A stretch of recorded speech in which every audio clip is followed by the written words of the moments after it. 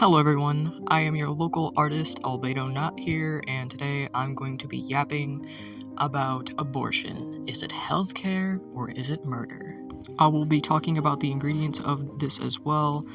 Apparently, abortion pills also share similarities for ingredients as in Plan B, so it's just a stronger dosage for this as well, but they use stronger, more precise ingredients to stop pregnancy. Now, I was going to use birth control as an example, but birth control is more so for like hormonal care, basically. I was looking at it and I was just like, yeah, that's just more so, it's for hormones, basically. While birth control does help, it is also very defective, and abortion can be used in cases of defective medicine like birth control, broken condoms, failed vasectomies, basically just failed anything. The ingredients used for the abortion pill is mifepristone and misoprostol. Apparently, the MS two-step is the medicine used in medical abortion, termination of pregnancy up to 63 days. After your last menstrual period, it includes two medicines used together, what I just said. Mifepristone stops the pregnancy from continuing, and misoprostol causes your uterus to push it out. There's also medications that use this as well for small dosage, but there's also another name used for it. It is cytotec. Should not be taken by pregnant women due to the risk of causing abortion, premature birth, or birth defects. Now, believe it or not, cytotec, I'm sorry, I can never pronounce this right, is a synthetic prostanogen E1 analog. It's like primarily to prevent stomach ulcers in high-risk patients, or it's anti-inflammatory drugs. It can be used for that as well. So just know that ingredients used for abortion pills are similar to other ones. It's like taking penicillin, but some people can also take penicillin because people are deathly allergic to it. I am one of those types of people. I cannot have any penicillin in my body, otherwise it is kaput for me. Now, with the cases of Plan B, it's 1.5 milligrams of levonorgestrel gel, a synthetic hormone used to prevent pregnancy by delaying ovulation. However, people have had court cases of them taking overdosages of this and causing abortion or defects to their fetus because they do not have access to abortion for these healthcare states. Now, the definition of murder is defined legally as the unlawful killing of a human being with malice aforethought or deliberate intent. It is a subset of homicide that requires malice, intention to kill or cause severe harm. Now, rather than negligence or accident, it is commonly divided into first degree, premeditated in the second degree, intentionally but not planned. Now, if we're going to sit here and say that one little measly pill is going to be a murder, then would that also incline that absorption or chimerism, where you absorb your twin in the womb, is that going to now legally be considered cannibalism? Now, if you realized I said unlawful killing, whereas an abortion wouldn't be considered under unlawful healthcare or unlawful reasoning. So, in most legal contexts, abortion is not legally considered murder under the law because murder is about unlawful killing and not reasonable determination of having a child. Now, if we're going to sit here and talk about the real legalities of who's actually responsible for pregnancy or carrying to term or not, it would either be the parent or the parent of whoever is pregnant. Now, for some states, it is also illegal to force pregnancy that is considered a subclass of rape. And a belief means is the mental acceptance or conviction that something is true, real, or exists, often held without absolute proof, meaning that your personal belief does not go towards murder because it is a legal moral choice to continue wanting a child, or if you want to give it up for adoption, or if you just want the kid yourself. It's just as simple as that.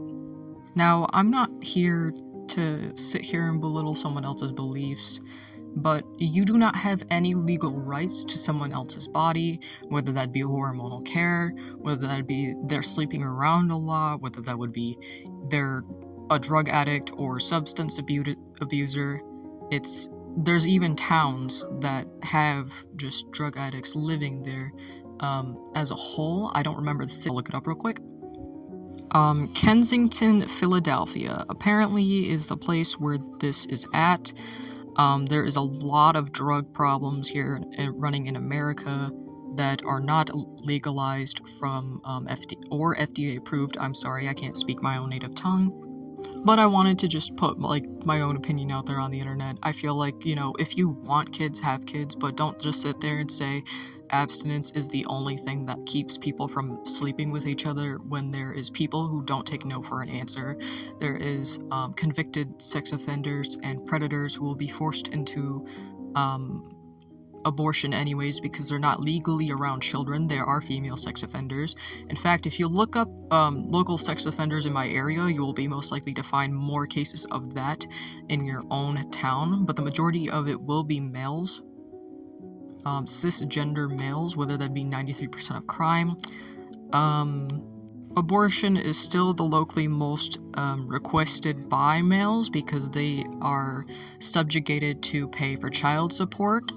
For a lot of states that force you to have children, so a lot of men feel like they shit. I'm sorry for stuttering so much. I just woke up, so yeah. There's also safe trimesters for when you do get abortions. There's also non-safe trimesters when you don't get abortions for here in the US. Whereas there is so many accountabilities and legalities that you need to go through in order to adopt children.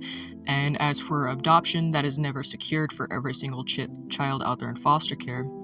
If we're talking for taxes, the majority of our tax dollars is going to go in towards foster care homes, and more so into SNAP benefits for those children who are in foster care homes.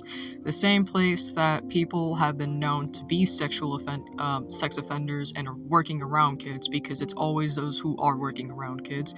And no, if you are a teacher or priest or something, I'm not talking about you. It's just there are people bad out there in the community who do use their power to talk to children and use their advantages against children.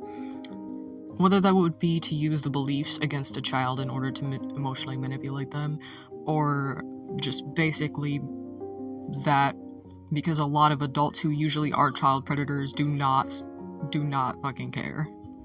Now, I'm really getting sick and tired of the internet being so divided over a healthcare right and choice, and getting them confused with murder, or think that just because they do not want to be a parent doesn't mean that they are inclined to be a parent.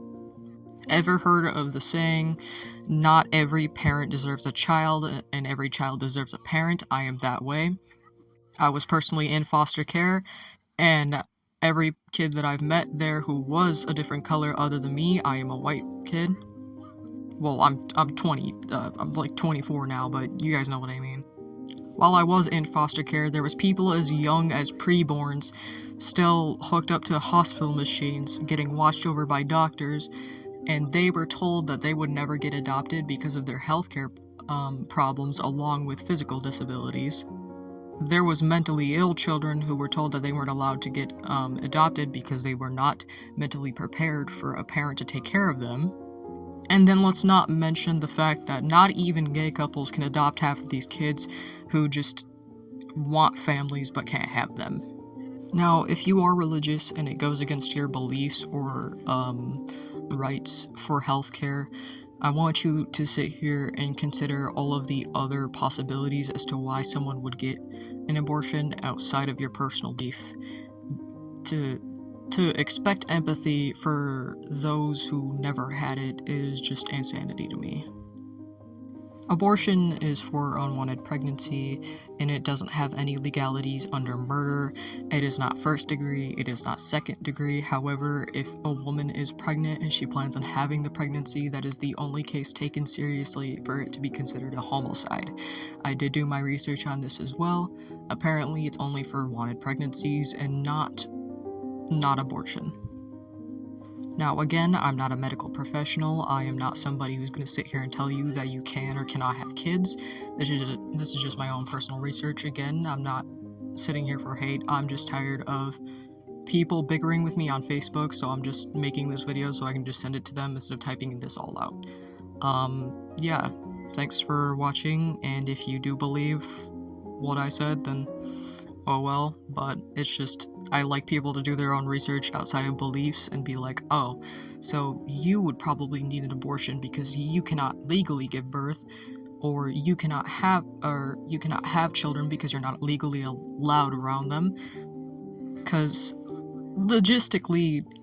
logically here, guys, people are gonna have sex regardless. They're sterile people, so pregnancy isn't always a needed thing. It is not a necessity. People don't have money just sitting in their back pockets. They're not rich. They're not going to be able to take care of themselves if they have a physical disability and got pregnant. People can enjoy themselves with sex. It's not like something to just keep pushing away from other adults because it's their body. They're gonna want to fuck something. But under the legalities of if abortion is murder, it is not legally considered murder because it is not considered an unlawful murder.